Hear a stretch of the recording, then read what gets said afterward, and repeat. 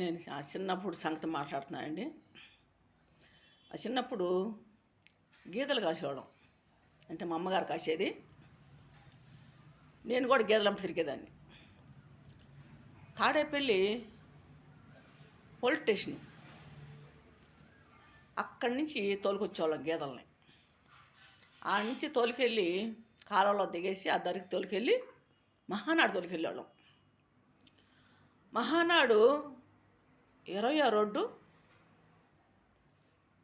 18వ road అక్కడ దాకా తోలుకెళ్ళి మేపేవాళ్ళం. అవి మళ్ళీ కృష్ణానదిలోకి 12 గంటలకు తోలుకెళ్ళేవాళ్ళం. 12:30 తోలుకెళ్ళేవాళ్ళం నీళ్ళకి. కృష్ణానదిలో తోలుకెళ్ళి కృష్ణానదిలో కొనుక్కున్నాయి కాసేపు నీళ్ళలో. కాసేపటి కాదులే, 12:30 తోలుకెళ్తే 2 దాకా కొనుక్కున్నాయి. ఈ కృష్ణానదిలో తోలేసి గీతల్ని నేను అక్కడి నుంచి పరిగెత్తుకుంటూ వెళ్ళిపోయేదాన్ని. ఎక్కడికి? బ్యారేజీ, కృష్ణానదిలో బ్యారేజీ ఉందండి, ప్రకాశం బ్యారేజీ. ప్రకాశం బ్యారేజీ దగ్గర పరిగెత్తేదాన్ని నేను గీతలో కృష్ణలో తోలేసి. ఎందుకు వెళ్ళి అంటారేమో, అడుగుతారేమో, దాన్ని కూడా చెప్తున్నాను, దానికి కూడా సమాధానం. బ్యారేజీ లాకులు ఉన్నాయి కదండి, లాక్కి లోన గోళ్ళ కట్టి ఉంటాయండి, పైన ఆనకట్ట ఉంటుంది, జారిపోతూ ఉంటుంది. ఎప్పుడు నీళ్ళు పారుతూ ఉంటాయి, పాసి పట్టి జారిపోతూ ఉంటాయి. జర్రమని జారుకుంటూ వెళ్ళిపోయేదాన్ని నేను. వెళ్ళి లాకుల్లో మునిగేదాన్ని నేనే కాదు, 4-3 వెళ్ళేవాళ్ళం. లాకుల్లో మునిగోళ్ళం. ఎందుకు అంటారేమో, డబ్బుల కోసం. సిల్లర్ డబ్బులు కృష్ణానదిలో ఏరేదాన్ని నేను. ఆ లాకుల్లో మునిగి డబ్బులు ఏరేదాన్ని. లాకు కానాకి గోళ్ళ కట్టించేవాళ్ళు కింద. ఆ కృష్ణానది ఎండిపోయినప్పుడే 2 మడుసులు లోతు ఉంటుంది లోన, ఆ గొయ్యిలాగా. లాకుల్లో 2 మడుసులు లోతు ఉంటుంది. లోన పెద్ద పెద్ద బండలు ఉండేవి. ఆ బండల్లో చచ్చిపోయిన వాళ్ళు కొట్టుకొచ్చి ఇరుక్కుపోయి ఉండేవాళ్ళు. ఆ శవాలు కూడా గప్పుకొని మేము తగిలేవాళ్ళం వెళ్ళి. ఆ లాకుల్లో 10వ లాకు దాకా వెళ్ళేదాన్ని అండి. 10వ లాకు దాకా వెళ్ళి మునిగోళం. మధ్యాహ్నం టైంలో 12:30, 1 గంట టైంలో 1 గంట 2 గంటలు మునిగేసి డబ్బులు ఏరుకొని మళ్ళీ గబగబ పరిగెత్తుకుంటే మళ్ళీ గీతల కాడికి వచ్చేసేదాన్ని. మళ్ళీ అక్కడి నుంచి ప్రకాశం బ్యారేజ్ కాడి నుంచి మళ్ళీ రైలు బ్యారేజ్ దాకా మళ్ళీ పరిగెత్తుకుంటూ వచ్చేదాన్ని. మళ్ళీ వచ్చి గీతల కాడి మళ్ళీ వచ్చేసి బాక్స్లో అన్నం కట్టుకొచ్చుకునేవాళ్ళు. గబగబా అన్నం తినేసేదాన్ని. అన్నం తినేసి మళ్ళీ గీతలు 2 లేచిపోయాయి. లేచి ఒడ్డుకు వచ్చేసాయి నీళ్ళలోంచి. మళ్ళీ ఆ గీతల దొరికి మహానాడులో మేపేవాళ్ళం. మహానాడులో మేపి 3 అవుతుంది అనగా టైం. అప్పుడు మాకు టైం తెలీదు. ఆ పెద్ద ఆయన ఉండేవాడు కాబట్టి ఆయన మడిచి నీడ చూసేవాడు. ఆ నీడ చూసి చెప్పేవాడు టైం. 3 అయింది, 2:30 అయింది అని అట్లా చెప్పేవాడు. 3 అవ్వగానే నా గీతలు కూడా దారి పెట్టాయి, ఇంకెళ్ళకి ఉండేవి కాదు. ఆ 3 దాకా మేపేవాళ్ళమే. మళ్ళీ కృష్ణానది కానించి మహానాడి నుంచి మళ్ళీ తొలికొచ్చి మళ్ళీ కాళ్ళలో దింపేవాళ్ళం. వాటిని కాళ్ళలో దింపి మళ్ళీ మేము రైలు బ్రిడ్జి మంచి ఇద్దరికి దాటేవాళ్ళం. దాటి మళ్ళీ ఆ గీతల్ని అంబేద్కర్ బొమ్మ ఉందండి ఇక్కడ 1వ వార్డు దగ్గర, అక్కడ ఆ రేవులో నుంచి తోలుకొచ్చేవాళ్ళం. మళ్ళీ ఇక్కడ కృష్ణ బ్రిడ్జి కాడ, కాలువ బ్రిడ్జి కాడ దింపి ఆ గీతల్ని మళ్ళీ ఆ రోడ్లోంచి మళ్ళీ రోడ్డుకు ఆ బారుకు వచ్చాయి. మళ్ళీ అవి పొలిటీషన్ దాకా పొలిటీషన్ పైకే తోలుకెళ్ళేవాళ్ళం. ఇంకా అవి ఇంటింటికి తోలుకొచ్చేవాళ్ళం గీతల్ని. అవి మళ్ళీ జాగ్రత్తగా మేపి మళ్ళీ జాగ్రత్తగా తీసుకొచ్చేవాళ్ళం. ఆ డబ్బులు ఎందుకు ఏరుకొచ్చారు అంటారేమో, అప్పుడు కుటుంబాన్ని పోషిస్తాకి మా అమ్మ, మా పెద్దక్కయ్య మ్యారేజ్ తెస్తే ఆమె కాన్పులకు వస్తూ ఉండేది. మా అమ్మమ్మ కొడుకు, మా అమ్మకు తమ్ముడు, లాస్ట్ ఆయన. అయితే 8 మంది సంతానం, 9 మంది సంతానం మా అమ్మమ్మకి. 9 మందిలో కూడా మా అమ్మాయి పెద్దది. మా అమ్మకాడికి వచ్చి ఉండేది. లాస్ట్ కొడుకుని తీసుకొని వచ్చి మా అమ్మకాడ ఉండేది. మా అమ్మమ్మ ఎప్పుడు వచ్చా మా అమ్మకాడ ఉండేది. ఆ కొడుకు కూడా చిన్నోడు కాదు, పెద్దోడే కొడుకు. మీ చిన్నపిల్లప్పుడే ఆయనకి 40 సంవత్సరాలు 30 సంవత్సరాలు ఉంటాయి. అప్పుడు నాకు 10 ఏళ్ళు 11 సంవత్సరాలు ఉంటాయి. మా అమ్మమ్మ అంటే ఉండేవాడు ఎప్పుడైనా. మా అమ్మమ్మని, మా మేనమామని, మా పెద్దక్కాయి కాన్పులు అయిన పిల్లలు, మరి వీళ్ళందరినీ మా అమ్మే చూసుకోవాలి. వీళ్ళని చూసుకోవటానికి సంపాదన ఎక్కడి నుంచి వచ్చిద్ది? నేను కృష్ణనదిలోకి వెళ్ళి డబ్బులు ఎరుకొచ్చేదాన్ని. ఆ డబ్బులు ఎరుకొచ్చి మా చిన్నక్కాయికి ఆమెకి మ్యారేజ్ అయిపోయింది. మళ్ళీ ఆమెకు మ్యారేజ్ అయిపోయి కాన్పుకి వచ్చింది. మళ్ళీ ఆమె కాన్పు చూసుకోవాలి. తర్వాత తమ్ముడు కొంచెం ఒక రాగల తమ్ముడిని చేసింది జీతానికి పెట్టింది ఒకళ్ళ ఇంట్లో. అంటే ఎగసాయం చేసే కాడ, పొలం కాడ వాళ్ళ ఇంట్లో ఉండి అన్ని పనులు చేయటానికి, మరి వాళ్ళు ఎగసాయం చేయటానికి అట్లాగా మా అమ్మ వాళ్ళ ఇంట్లో పెట్టింది. సంవత్సరం జీతాల కాడికి అట్ట పెట్టింది. పని నేర్చుకుంటాడు పిల్లడు, పని అబ్బిద్దని చెప్పి అట్ట జీతానికి పెట్టింది. తర్వాత ఇంట్లో పోషించేది ఎవరు? ఇంక నేనే. పెద్ద అక్కకి మ్యారేజ్ అయిపోయింది, చిన్న అక్కకి మ్యారేజ్ అయిపోయింది, పెద్ద అన్నయ్య చనిపోయాడు, 2 అన్నయ్యలు చనిపోయారు. తమ్ముడు జీతానికి పెట్టింది. తమ్ముడికి ఎప్పుడుకో సంవత్సరానికి కూడా ఎంత ఇచ్చేవాళ్ళు? 500, 400 ఇచ్చేవాళ్ళు. సంవత్సరం అంతా చేస్తే తమ్ముడు వాళ్ళ ఇంట్లో ఎగసాయం చేసి వాళ్ళ ఇంట్లో అన్ని పనులు చేస్తే, పొలం ఎగసాయం పని చేసి మళ్ళీ ఇడ్లీకి చేసి మళ్ళీ వాడు పొలంకి వెళ్ళి గడ్డి కోసుకొచ్చి అన్నీ చేసి వాళ్ళ ఇంట్లో పనులను చేస్తే సంవత్సరానికి వచ్చేసి 400, 500 అట్టు ఇచ్చేవాళ్ళు. అంతే, ఇంక అంతకంటే ఎక్కువ ఇచ్చేవాళ్ళు కాదు. అప్పుడు ఇల్లు పోషించేది ఎవరు? ఇంకా నేనే. ఇంట్లో ఉండేది నేను పోషించాలి. నేను పోషించాలంటే పొద్దున్నే గీతలు తొలిచేదాన్ని. గీతకి ఎంత ఇచ్చేవాళ్ళు? 10 రూపాయలు, 15 రూపాయలు. మా అమ్మ కాసిన టైంలో, మా నాన్న కాసిన టైంలో రూపాయి ఇచ్చారు. మా అమ్మ కాసిన టైంలో 5 రూపాయలు ఇచ్చారు. మేము కాసిన టైంలో 15 రూపాయలు, 10 రూపాయలు. నెలంతా కాస్తే గీదని, ఆ గీతను కాసి జాగ్రత్తగా తీసుకెళ్ళి వాళ్ళకి అప్ప చెప్తే నెలకు వచ్చి 10 రూపాయలు, 15 రూపాయలు ఇచ్చేవాళ్ళు. అట్టా ఒక 30 గీతలు, ఒక 20 గీతలు కాసేదాన్ని. అవి నెల వచ్చేవరకు మా అమ్మ ఫస్ట్ తారీఖు వెళ్ళి ఇంటింటికి వెళ్ళి వసూలు చేసేది. ఈ మధ్యలో ఇల్లు జరగదు కదా, ఇంట్లో ఇల్లు జరగటానికి నేను కృష్ణానదిలో మునిగి డబ్బులు ఏరుకొచ్చి మా అమ్మ అట్ట కూర్చుంటే, అట్ట పైడి చెంగు పట్టుకొని కూర్చుంటే 2 జేబుల్లోంచి తీసి నేను సక్కా నిక్కర్లేసేదాన్ని. నేను 2 జేబుల్లోంచి తీసి అట్ట డబ్బులు పోస్తే ఒళ్ళు మా అమ్మ ఆ డబ్బులు ఎత్తుకెళ్ళి సాయంకాలం సరుకులు తెచ్చి ఇంట్లోకి బియ్యము, కూరగాయలు, ఎచ్చాలు తీసుకొచ్చి అట్ట ఇల్లు గడిపేది మా అమ్మ. అట్లాగా మా అమ్మ మమ్మల్ని వెంపటేసుకొని పనులు చేపించి పనులు నేర్చుకొని మేము కృష్ణానదిలో మునిగా. నేను కృష్ణానది అంటే ఇప్పుడు దగ్గర వాళ్ళకైతే చాలామంది తెలుసు అనుకో, దూరం వాళ్ళకి తెలియదు కదా. లాకులు అంటే తెలీదు. బ్యారేజ్ లాకుల కింద పెద్ద పెద్ద కానాలు ఉండేవి. ఆ కానాల్లో మునిగేవాళ్ళం మేము. ఎందుకంటే వచ్చేవాళ్ళు పోయేవాళ్ళు డబ్బులు వేసేవాళ్ళు దాంట్లో. ఆ డబ్బులు ఏమైందంటే లోన పెద్ద 2 మనుషులు లోతు ఉండేది దాంట్లో. దాంట్లో ఇరుక్కుపోయి బయటకు వచ్చాయి కదా డబ్బులు. అట్లా ఉండిపోయి ఆ బండల మీద పెద్ద పెద్ద బండ్లు ఉండే లోన. ఆ బండల మీద కూడా పాసి పట్టిపోయి ఉంటే కనపడే కాదు, చేతులతో తౌడేవాళ్ళం. తౌడితే ఆ చేతులకు తగిలే డబ్బులు అవి తీసేవాళ్ళం మేము. అట్లా డబ్బులు తీసుకొచ్చి మేము ఇల్లు పోషించేవాళ్ళం. మా అమ్మకి సహాయం చేసేవాళ్ళం మేము. మా అమ్మకు కొద్దిగా తోడుగా ఉండి ₹1 ఆమె తెచ్చిన ₹1 మేము తెచ్చిచ్చేవాళ్ళం. అట్లాగా సహాయం చేసి మా అమ్మకాడ ఎప్పుడు మా అమ్మమ్మ, మా మేనమామ ఉండేవాడు. అలా మా అమ్మను వదిలిపెట్టేవాళ్ళు కాదు. ఎప్పుడు మా అమ్మకాడే ఉండేది. మా అమ్మ ఇంటికి పెద్దది, అసలు ఆమె కాడే ఉండేది ఎప్పుడు. ఆమెకి 9 మంది సంతానం మా అమ్మమ్మకి 5 ఆడవాళ్ళు, 4 మగోళ్ళు. వాళ్ళు ఒక సాటు ఉంటే ఒక పేటకు అల్లుకుపోతారు. అంత కుటుంబం మాట మా అమ్మలది. 9 మంది సంతానంలో మా అమ్మ పెద్దది. ఇంటికి మా అమ్మాయి పెద్దది. మా అమ్మకాడే ఉండేది ఎక్కువ. మా అమ్మమ్మ, మా మేనమామ, లాస్ట్ మేనమామ. 4 మేనమామలో లాస్ట్ అయిన. ఇప్పుడు ఎవరు లేరులేండి. ఇప్పుడు ఒక మేనమామ ఉన్నాడు. ఇంకా చిన్నమ్మలు గిన్నెమ్మలు ఎవరు లేరు, మొత్తం చనిపోయారు. ఎవరు లేరు, అందరు చనిపోయారు. మా అమ్మ చనిపోయింది, చిన్నమ్మలు చనిపోయారు, 3 మేనమామలు చనిపోయారు, ఒక్క మేనమామ ఉన్నాడు. వీళ్ళు పిల్లలు ఉన్నారండి. ఒక్కొక్కళ్ళకి సంతానం 8 మంది, 9 మంది, 8 మంది, 9 మంది, 7 అట్ట ఉన్నారండి సంతానం. మా అమ్మ వాళ్ళు తరపున సంతానం, వాళ్ళ అక్క చెల్లికి కానీ అన్నతమ్ములకి కానీ. ఇప్పుడు మా అమ్మకు వచ్చేసి 8 మంది సంతానం. 8 మంది సంతానం పుట్టి 2 పోయారు. పుట్టంగానే పోయారు 2. తర్వాత పుట్టి పెరిగిన వాళ్ళు 6. 6లో కూడా 3 మగోళ్ళు, 3 ఆడవాళ్ళు. ఆ సంతానంలో ఇప్పుడు మేము 3 ఉన్నాం. మళ్ళీ 3 చనిపోయారు. వాళ్ళకి పిల్లలు ఒక పేట అల్లికిపోతారు ఒక సాటు ఉంటే. అంత పెద్ద సంతానం మా అమ్మమ్మది. ఒక్కొక్కరికి వాళ్ళ కొడుకులకి, కూతుర్లకి ఒక్కొక్కరికి 7, 8 మంది, 9 మంది అట్లా పుట్టారు సంతానం. మళ్ళీ వాళ్ళ పిల్లలకు కూడా నలుగురు ఐదుగురు, నలుగురు ఐదుగురు, 8 మంది, ఏడుగురు ఆరుగురు, వాళ్ళ పిల్లలకు కూడా అట్లా సంతానం. పెద్ద సంతానం మా అమ్మమ్మది. ఆ మా అమ్మమ్మ కుటుంబ సంతానం పెద్ద సంతానం. ఒక సాటు ఉంటే ఒక పేట అయిపోద్ది, ఒక పేట అల్లుకుపోద్ది అన్నమాట. విజయవాడ నుంచి మరి గూడూరు దాకా ఉన్నారు ఆమె పుట్టిన పిల్లలు, మా అమ్మమ్మ పుట్టిన పిల్లలు.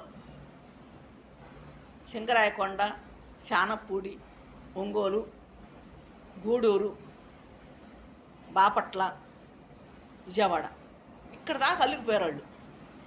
వాళ్ళు పిల్లలు పిల్లలు పిల్లలు ఇక్కడ దాకా అల్లుకుపోయారు. మా అమ్మకి మేము అలాగ సహాయం చేసిన వాళ్ళం. మేము అలాగ తోడుగా ఉండి మా అమ్మకి మేము చేదోడు దోదోడు అని ఎట్లకే అంటారు కదా. మేము ఆమె చదివిపోయిన కూలి పనులు చేసి ఆమె కొద్దిగా మేము సహాయం పడేవాళ్ళం మా అమ్మకి. మా అమ్మ కూడా మాకు టయానికి వండి పెట్టుకొని చేసుకొని ఉండేది.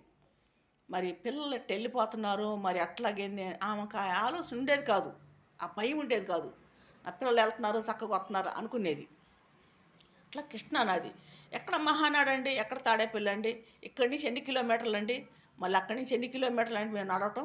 అంత దూరం మేము నడిచేవాళ్ళం అప్పట్లో చిన్నప్పుడు. ఇవాళ రోజున 10 అడుగులు వేయలేకపోతున్నారు, నడవలేకపోతున్నారు. వీళ్ళు ఎక్కడికి వెళ్ళాలన్నా బళ్ళు ఆటోలు, బళ్ళు ఆటోలు, బస్సులు, అసలు నడవలేకపోతున్నారు ఇప్పుడు. నేను రోజుకి 4 సార్లు 5 సార్లు చిత్తనారు నుంచి తాడేపల్లి వచ్చేదాన్ని రైలు బ్రిడ్జి మంచి. రైలు బ్రిడ్జి మీద వచ్చేవాళ్ళం మేము. అప్పుడు రైలు బ్రిడ్జి మీద తప్పుకోవటానికి లేదు ఏం కూడా. బళ్ళు వస్తే గుద్దేయటం చచ్చిపోవటమే, కాలువ పడిపోవటమే, అట్లాగా జరిగినాయి అప్పుడు. ఇప్పుడు సరిగ్గా నడవట్లేదండి రైలు బ్రిడ్జి మీద. అప్పట్లో పొద్దున్న ఎత్తే రైలు బ్రిడ్జి మీద రావాలి జనం. ఎవరు వచ్చి అటు నుంచి ఇటు నుంచి అటు, ఎవరు వెళ్ళి ఇటు నుంచి పొలాలకు వెళ్ళారా అటు వెళ్ళాలన్నా రైలు బ్రిడ్జే, అటు నుంచి ఇటు రావాలన్నా రైలు బ్రిడ్జి మంచి, కాలువ బ్రిడ్జి దాని నుంచి రావాలి. మాకు అప్పుడు చిత్తనారులో కొట్లు ఉండే కాదు, దేనికైనా తాడేపల్లి రావాలి మేము. ఏ సరుకులు తెచ్చుకోవాలన్నా తాడేపల్లి రావాల్సిందే రైలు బ్రిడ్జి మీద. మా అమ్మ సాయంకాలం గేదెలు తోలేసి నేను 3:30కి 4ంటికి వాళ్ళ ఇంటికి వెళ్ళిపోయేదాన్ని. ఇంటికి వెళ్తా అన్నీ కొనుక్కెళ్ళేదాన్ని. ఏమైనా కొనుక్కురామంటే మా అమ్మ అవి కొనుక్కెళ్ళిపోయేదాన్ని. మళ్ళీ ఇంటికి వెళ్ళంగలే మా అమ్మ కృష్ణాలది అమ్మ అత్తే అమ్మ అని చెప్పనేది. మళ్ళీ కృష్ణాలకు పంపించేది. మళ్ళీ తాడేపల్లి వచ్చేదాన్ని రైలు బ్రిడ్జి మెచ్చి పరిగెత్తుకుంటూ వెళ్ళిపోయేదాన్ని. అమ్మ బళ్ళు చూసుకొని వెళ్ళు, జాగ్రత్తగా వెళ్ళు, జాగ్రత్త రా అని చెప్పేది. ఆ బ్రిడ్జి మీద వెళ్ళేటప్పుడు పరిగెత్తుకుంటూ వెళ్ళటం, పరిగెత్తుకుంటూ రావటం. ఒక బ్రిడ్జి ఉందని దాని మీద రేకులు వేయలేదు, ఏమీ లేదు, బద్దెలు. బద్దెలు అంటే చెక్క బద్దెలు. ఆ చెక్క బద్దెలకి ఏమి లేవు, ఒట్టి బద్దెలే. ఆ బద్దెల మీద పరిగెత్తేదాన్ని నేను. అసలు ఎలాగెళ్ళేదానో ఎలాగొచ్చేదానో తెలిసేది కాదు. ఇవాళ పైనుంచి కొంచెం నీళ్ళు కనపడుతుంటే భయం వస్తుంది. మరి ఈ ఖాళీ కొడదు కంటే బద్దెలు అంటే చెక్క బద్దెల మీద మధ్య ఏముండదు, ఒట్టి బద్దెలే. ఆ బద్దెల మంచి చూడాలంటే నీళ్ళు కనపడతా ఉంటాయి, కొంతమంది భయం. అట్లాగే ఆ బద్దెల మీద పరిగెత్తేదాన్ని నేను. బద్దెల మీద అంతంత అడుగులేసి పరిగెత్తేదాన్ని. ఎక్కడ జారి పడతానా అని కూడా భయం ఉండేది కాదు. అట్లాగా మేము మా చిన్న వయసులో మేము అలా చేశాము. ఇవాళ రోజున పిల్లలు పనులు చేయాలంటే చేయలేకపోతున్నారు. ఇవాళ రోజున కష్టపడలేకపోతున్నారు. ఎందుకంటే ఇవాళ రోజున అసలు అన్నిటికీ అలవాటు పడిపోయారు పిల్లకాయలు. అన్నిటికీ ఇంట్లో ఉంటారా, ఏసీకి వెళ్ళిపోవడం. ఏసీ లేని ఉండలేరు, కరెంట్ లేని ఉండలేరు. మరి మా చిన్నతనంలో మాకు కరెంట్ లేదు. అంటే కరెంట్ ఉంది కానీ పెట్టుకునే స్థోమత మాకు లేదు. మాకు ఇంట్లో కరెంట్ లాగించుకున్న స్థోమత మాకు లేదు. కరెంట్ ఉంది, మా చిన్న వయసులో కరెంట్ ఉంది, ఆ స్థోమత మాకు లేదు, పెట్టించుకున్న స్థోమత మాకు లేదు. అంటే అంత ఆస్తి ఉండి కూడా మా అమ్మ పోగొట్టుకొని అసలు అలా ఉంది. ఇవాళ రోజున అసలు ఆ రోజు ఎలా గడిచిపోయినా అని ఆలోచిస్తాను నేను. అది అసలు ఎలా ఎట్లా అయిపోయేది, ఎట్లా గడిచిపోయింది, అంత దూరం ఎట్లా నడిచావు, ఎట్లా పరిగెత్తి చేసేవాళ్ళు ఆ రోజుల్లో మేము. గీతలు ఒక గీత మారం పెట్టి అట్లా దొంగ గేదెలు కూడా ఉండేవాడు. దొంగ గేదెలు అంటే మనం కన్ను మూసి తెరిచే వరకు వెళ్ళిపోయి చాలబడి మేసేయి అవి దొంగ గేదెలు అట్లా ఉండే. వాటిలో కూడా ఒక్కొక్క గేదె అయితే అసలు కేకలు పెట్టుకుంటా అరుచుకుంటా వెళ్ళిపోయాయి, చాలా దూరం అయిపోయాయి. ఎక్కడికి? పాతూరు, సిరావూరు, కుంచినపల్లి అటు పరిగెత్తాయి. మళ్ళీ ఆ గేదెలు కనబట్టి పరిగెత్తుకుంటూ పోయి మళ్ళీ ఆ గేదెలను తోలుకొచ్చేవాళ్ళం మేము. ఆ గేదెలు అట్లా అరుచుకుంటూ వెళ్ళిపోయాయి. ఆ గేదెంబడే పోయి మళ్ళీ ఆ గేదెను తోలుకొచ్చేవాళ్ళం మేము. అంత దూరం పరిగెత్తేవాళ్ళం. ఎక్కడండి? ఎక్కడండి అది? పాతూరు ఎక్కడండి? సిరావూరు ఎక్కడండి? కుంచినపల్లి ఎక్కడండి? అంతంత దూరం మేము గేదెంబడి పరిగెత్తేవాళ్ళం. గేదెలెంబడి పరిగెత్తుకుంటూ పోయి మళ్ళీ ఆ గేదెలను తోలుకొని వచ్చేవాళ్ళం. మళ్ళీ ఆ గేదెలను తోలుకొచ్చి మళ్ళీ జాగ్రత్తగా మళ్ళీ ఆళ్ళు గేదెలోళ్ళకి అప్పచెప్పేవాళ్ళం గేదెలని. అలాగా మా జీవితంలో జరిగింది. ఇది ఎవరు మీరు తిట్టుకోవద్దండి, ఏమనుకోవద్దండి. ఎందుకంటే నా చిన్న వయసులో సంగతి నేను చెబుతున్నా. ఈ రోజులు అలా చేసేవాళ్ళు లేరు. నువ్వు చేసావా అంటాం. నేను చేయటం కాదు. ఆ రోజులు ఎవరైనా చేశారు ఆ పనులు. అట్ట కష్టపడ్డారు. ఇవాల్టి రోజున ఎళ్ళి కష్టపడలేకపోతున్నారు, చేయలేకపోతున్నారు. మరి ఇంట్లో వండుకొని తినలేకపోతున్నారు. మళ్ళీ మేమొచ్చి నేను గేదెల కాడ నుంచి వచ్చి 4కి ఇంటికెళ్తే మా యమ్మ మళ్ళీ తాడేపల్లి పంపించేది. మళ్ళీ తాడేపల్లి నుంచి వచ్చి మళ్ళీ కృష్ణాలు తీసుకెళ్ళి, అగ్గిపెట్టెలు తీసుకెళ్ళి అవి కొనుక్కెళ్ళి మళ్ళీ ఇంట్లో వచ్చి మళ్ళీ పుల్లలు ఏరుకురమ్మని చెప్పేది మా అమ్మ. మళ్ళీ పోయి పుల్లలు ఏరుకొచ్చేవాళ్ళు. ఎటు పోయేదాన్ని? రైలు కట్టకెళ్ళేదాన్ని. రైలు కట్టకెళ్ళి మళ్ళీ పుల్లలు ఏరుకొని మోపు పుల్లలు ఏరుకొని మోపు కట్టుకొని మళ్ళీ తీసుకొచ్చి ఇంటికాడ మంచి మంచి మోళ్ళు లాంటి మొద్దులు లాంటి మోళ్ళు లాంటి కొట్టుకో చినుకులు ముళ్ళకంపలు కాదు, మంచి మంచి గట్టి పుల్లలు ఏరుకొచ్చేదాన్ని. మోపు కట్టి ఏరుకొచ్చి పొయ్యి కాడేసేదాన్ని. మళ్ళీ తర్వాత వెళ్ళి బావిలో నీళ్ళు తోడమనేది మా అమ్మ. అప్పుడు బావిలో నీళ్ళు తోడేవాళ్ళం, గిలక బావిలు. బావిలో నీళ్ళు తోడుకొచ్చి బకెట్లతోటి ఇంత తెపాలతోటి మోసుకొచ్చి ఇంటికాడ అన్నిటికీ పోసేదాన్ని. అట్లాగా మేము చేసాం పనులు ఆ రోజుల్లో. ఈ రోజుల్లో కరెంట్ వచ్చింది. మరి నీళ్ళు మున్సిపాలిటీ నీళ్ళు వచ్చినాయి. ఇంటి ముందు పంపు పైపులు వేసి పట్టుకుంటున్నారు. మరి ఆ రోజుల్లో మేము భుజాల మీద మోసేవాళ్ళం. 2 బకెట్లు చేతులతో లాక్కొచ్చేవాళ్ళం. మరి భుజాన్ని పెట్టుకొని బిందెలతో మోసేవాళ్ళం. మరి బావిలో నీళ్ళు తోడుకొని ఎంత లోతు ఉంటుంది బాయ? చాలా లోతు ఉంటుంది. ఆ లోతులోంచి నీళ్ళు తోడేవాళ్ళం మేము. నీళ్ళు ఎండాకాలం ఎండిపోయాయి. చెమ్ముతో అట్ట కూర్చుని లాక్కొచ్చి బకెట్లు నింపి అట్ట చేసేవాళ్ళం మేము. అంత కష్టపడ్డామండి మేము అప్పుడు. అంత కష్టపడ్డాం. మా అమ్మ కూడా మరి అందరికీ ఒక్కొక్కరికి మరి అట్లా చేసుకుంటూ వచ్చింది. పిల్లలకి మ్యారేజ్లు అయితే వాళ్ళు కానుకలు చేసి అన్నీ చేసి మరి వాళ్ళతో అన్ని బాధలు పడిందండి. 3 ఆడపిల్లలతోటేమో మరి ఆమె కష్టపడి చేసి పెద్ద అక్కాయికి చేశాను, నేను చిన్న అక్కాయికి చేశాను. మళ్ళీ నాకు చేసిన వాళ్ళు ఎవరు లేరు. మా అమ్మే చేసింది. తర్వాత నేనే. ఇంకా అట్లాగా మేము కష్టపడ్డామండి. ఈ రోజుల్లో అలా చేసేవాళ్ళు లేరు. ఎక్కడ బైపాస్ అండి? అక్కడ దాకా తోలుకెళ్ళేవాళ్ళం అండి గేదెల్ని. అక్కడ దాకా మేపుకుంటూ వచ్చి మళ్ళీ రైలు బ్రిడ్జి కిందకి తోలుకొచ్చి మళ్ళీ ప్రకాశం బ్యారేజ్ దగ్గరికి వెళ్ళి అసలు ఎంత దూరం? అక్కడి నుంచి ఇక్కడికి ఎంత దూరం, ఇక్కడి నుంచి అక్కడ ఎంత దూరం, అంత దూరం. మళ్ళీ అక్కడి నుంచి మళ్ళీ ఇంటికి తాడేపల్లి రావటానికి, మళ్ళీ తాడేపల్లి నుంచి సీతనారు వెళ్ళటానికి ఎంత చూడండి మీరు, అంత లాంగ్ అసలు అంత దూరం మేము నడిచాం అసలు ఆ రోజుల్లో. మరి ఈ రోజుల్లో ఎంత దూరం నడుస్తున్నారండి? కనీసం 1 కిలోమీటర్ కూడా నడలేకపోతున్నారండి ఇప్పుడు. 1 కిలోమీటర్ కూడా నడలేకపోతున్నారు ఇప్పుడు. ఎక్కుమంటే ఆటో ఎక్కుతున్నారు, బళ్ళు ఎక్కుతున్నారు. ఆడవాళ్ళు ఎక్కువ బళ్ళు ఎక్కి వెళ్ళటం. ఇవాళ నడకేదండి అసలు నడకేది? ఆ నడక లేక ఇవాళ వాకింగ్లు అంటారు, అవి అంటారు, ఇవి అంటారు. వాకింగ్ ఎక్కడో లేదండి. ఎందుకంటే వాకింగ్లు పని లేక. ఎక్సర్సైజ్లు ఎందుకు, వాకింగ్లు ఎందుకు? మనం ఇంట్లో పనులు చేసేదే వాకింగ్, అదే ఎక్సర్సైజు. మనం వంగి లేచి పనులు చేస్తాం చూడండి, అదే ఎక్సర్సైజ్. మనం బట్టలు ఉతుక్కోవటం, నీళ్ళు పట్టుకోవటం, నీళ్ళు లాక్కురావటం, బకెట్తో నీళ్ళు లాగటం, ఇంట్లో అంట్లు కడుక్కోవటం, ఈ పనులు చేస్తుంటే అది వాకింగే, అది ఎక్సర్సైజే. వంగి లెగుతూ ఉంటాం కదండి. మన బాడీ అనేది కిందకి పైకి ఇదే మరి రక్తం అటు ఇటు పారుతూ ఉంటుంది. మరి రోజు ఏమీ చేయకుండా డబ్బల కాటి మంచాలు వేసుకొని డబ్బల కాటి మంచాలు పెట్టుకుంటే ఏముంది, ఒళ్ళు పెరిగిపోయి ఆయాసం, నడవలేక ఇబ్బంది పడతాం. ఇంకా అంతే, ఇంకేం లేదు. నడవాలంటే కష్టపడితే నడుస్తుంటే అప్పుడు మనిషికి కూడా ఆరోగ్యం ఉంటుంది. మేము చిన్న వయసులో వేసుకుంటే రోగాలు మేము ఎరగలా. అసలు మా అమ్మ ఏ రోజు మమ్మల్ని హాస్పిటల్కి తీసుకెళ్ళా. ఇప్పుడన్నా బాగా ఎండకు మేము తిరిగేవాళ్ళం కాబట్టి ఎప్పుడన్నా వర్షంలో తడిచి జ్వరం వచ్చిందనుకో, మా అమ్మ ఏం చేసేది, షాప్కి వెళ్ళి ఒక ట్యాబ్లెట్ తీసుకొచ్చి చేసేది. లేకపోతే ఏం చేసేది, జలుబు చేసిననుకో జిల్లేడాకు పొయ్యి మీద నిప్పుల మీద కాల్చి పచ్చాకేసి దాంట్లో పిండి పసర ముక్కల్లో పోసేది. పొద్దు ఉండంగానే ఆ తుమ్ములు వచ్చేసాయి ఆ పోయంగానే.